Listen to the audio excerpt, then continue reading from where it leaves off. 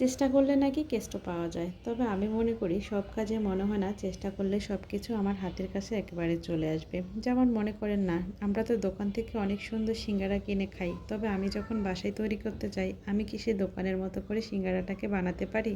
যদিও সব কিছু ওদের মতো করে করার চেষ্টা করি, তবে কখনোই ওদের মতো সেভাবে সিঙ্গারাটা আমি তৈরি করতে পারবো না।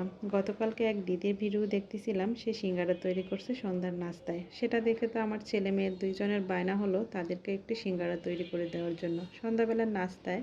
আমি আর মা দুইজনে মিশনে নেমে পড়লাম সিঙ্গারা তৈরি করার। যদিও মাকে দিলাম ময়দাটা গোলার জন্য, আর আমি এখানে দুই রকমের সবজিটাকে কেটে নিচ্ছি। দেখি পারি কিনা, কতটা পারি বা না পারি। ওরা যেহেতু আবদার করলো, ওদের আবদারটা তো পূরণ করাই লাগবে। তো আমি এখানে আলু, গাজর আর এখানে একটু পেঁয়াজ কেটে নিচ্ছি, সাথে এখানে মা ময়দাটা মেখে রেখে দিল।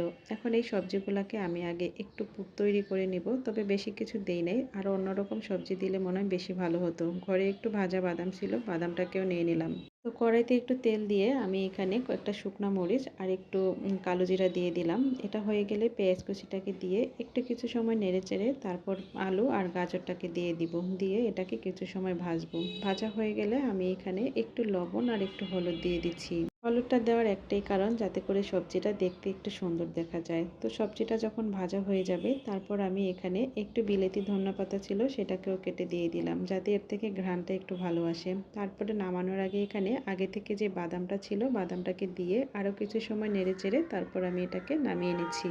আর এদিকে মাকে আমি বললাম যে রুটিটা করে দেওয়ার জন্য, কারণ আমি ভালো মতো রুটিটা বেলতে পারি না। তো মা পাতলা পাতলা করে একটু হালকা করে গুঁড়া দিয়ে তারপর রুটিগুলোকে করে মাঝখান দিয়ে কেটে নিচ্ছে। মাও বলতেছিল যে ওদেরকে দেখি এভাবে করে কেটে নে। তারপর আমি সিঙ্গারার শেপ দেওয়ার চেষ্টা করতেছিলাম, যদিও দোকানের মতো ওইভাবে হবে না, তবে নিজের হাতে তৈরি করা যে কোনো জিনিসই একটু অন্যরকম।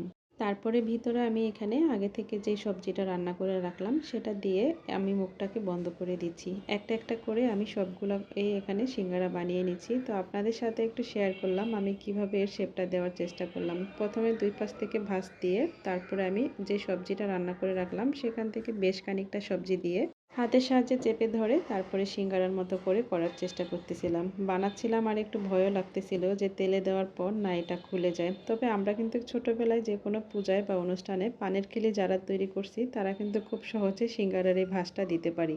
আমি কয়েকটা তৈরি করার পর মাকে বললাম যে একটু তৈরি করতে। তো আমি দেখলাম যে মায়ের থেকেও আমারগুলোই বেশ ভালো হয়েছে। তো এখানে ৫-৬টার মতো সিঙ্গারা হলো। তেলটা গরম করে আমি এখন একটা একটা করে সিঙ্গারা দিয়ে একটু সময় নিয়ে তারপরে ভেজে নিচ্ছি। কথায় আছে না, চেষ্টা করলে যে কোনো কঠিন কাজও হয়তোবা সহজ করে করা যায়। হয়তোবা দোকানের মতো সিঙ্গারা হয় নাই, তবে হাতে তৈরি করা এই সিঙ্গারাগুলো আমার বাচ্চাদের তো অনেক বেশি পছন্দ হয়েছে, আর খেতেও ওদের কাছে অনেক ভালো লাগলো। ওদের সন্ধ্যার নাস্তায় ওদেরকে এটাই দিলাম। আর আমি সাথে এখানে একটু তরমুজ ছিল, তরমুজটাকে কেটে নিছি।